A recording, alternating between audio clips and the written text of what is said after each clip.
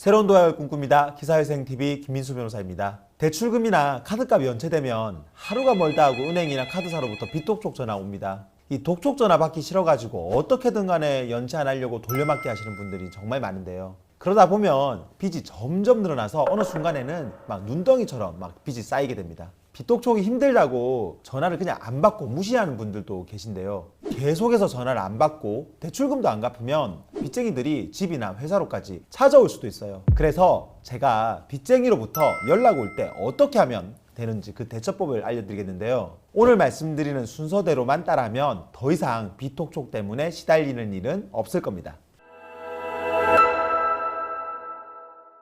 일단 첫 번째는 빚쟁이한테서 오는 전화는 무조건 받으세요. 사람들은 어차피 빚도 못 갚는데 전화 받아서 뭐하냐, 험한 소리만 듣고 시달리는데 이렇게 하면서 전화 안 받는 경우가 많거든요. 그런데 이렇게 빚쟁이로부터 그러니까 이제 은행, 카드사로부터 오는 독촉 전화를 안 받으면 그게 오히려 나중에는 빚쟁이가 집으로 찾아오거나 아니면 또 계속 독촉을 심하게 하는 그 빌미를 제공하게 되는 겁니다. 빚독촉과 관련해서는 채권추심법이라는 게 있어요. 이 법에서 빚쟁이들이 정당한 이유 없이 계속 방문하거나 전화 문자하는 거를 못하게 해놨거든요. 그런데 만약에 우리가 독촉 전화를 계속 안 받아가지고 집으로 찾아오게 된 거라면 그거는 이제 법에서 말하는 정당한 사유에 해당이 됩니다. 그러니까 법으로도 막을 수가 없다는 거죠. 그래서 일단은 빚쟁이로부터 오는 전화는 무조건 받으라는 겁니다. 그럼 전화를 받고 뭐라고 말하면 되냐? 자, 이걸 제가 그 다음 단계에서 말씀드릴게요. 자, 이제 두 번째 단계는 빚쟁이로부터 독촉 전화를 받으면 개인 회생, 파산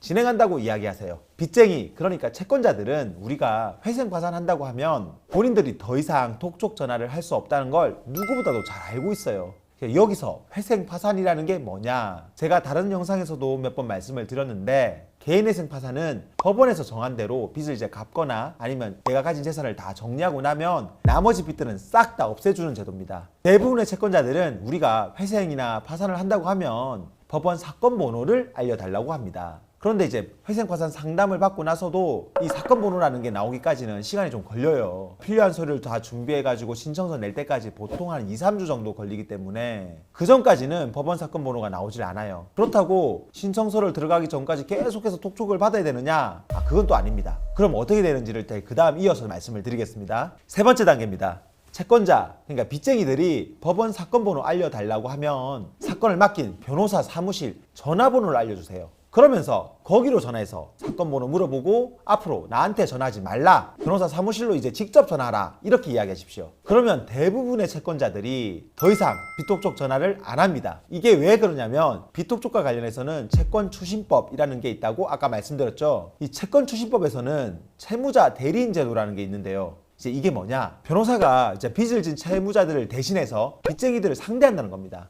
채무자가 변호사를 선임하고 나서 이 사실을 빚쟁이한테 알리면 더 이상은 빚쟁이가 채무자를 방문하거나 또는 전화 문자로 연락하면 안 된다는 겁니다. 이때부터는 변호사한테만 연락을 해야 된다는 거죠. 그러니까 설사 아직 사건 번호가 나오기 전이라도 변호사한테 사건을 맡겼다면 바로 빚독촉으로부터 벗어날 수가 있게 되는 거죠. 그런데 여기서 마지막으로 정말 중요한 게 하나 있습니다. 이거는 꼭 기억해야 됩니다. 만약에 이렇게 했는데도 빚쟁이들이 계속해서 전화를 하고 밤에도 집에 찾아온다, 이러면 어떻게 해야 될까요? 그리고 또 회사나 집으로 찾아와서 직장 동료나 가족들한테 막 내가 빚진 거, 막 돈 안 갚는 거 이런 거 막 이야기를 한다면 어떻게 해야 될까요?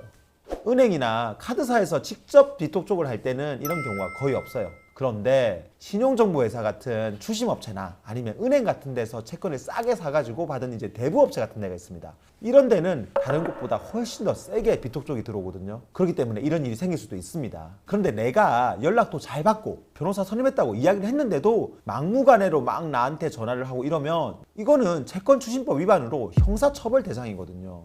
그러니까 이럴 때는 내가 아무리 빚을 못 갚고 있다 하더라도 주눅들지 말고 변호사한테 말해가지고 법적으로 대응해달라, 이렇게 이야기하십시오. 그래야 불법 추심이나 독촉에서 완전히 벗어날 수가 있습니다. 빚독촉 받고 있는데도 다른 해결책도 못 찾고 그 자포자기로 그냥 가만히 있으면 평생 영원히 이 빚독촉에서 벗어날 수가 없습니다. 그러니까 도저히 빚 갚을 자신은 없다, 그런 분들이라면 지금 당장 개인회생, 개인 파산을 내가 할 수 있는지 알아보시고 오늘 말씀드린 절차 그대로 진행해 보세요. 그렇게 해서 이 영상 보시는 모든 분들이 빚의 굴레에서 벗어나시기를 응원합니다. 오늘 영상 여기까지고요. 영상 도움되었다면 구독과 좋아요 그리고 알림 설정 부탁드립니다. 비톡 쪽과 관련해서 더 궁금한 사항 있으면 아래 댓글이나 아니면 전화 주시면 친절하게 답변 드리겠습니다. 다음에도 더 좋은 주제로 찾아뵙겠습니다. 감사합니다.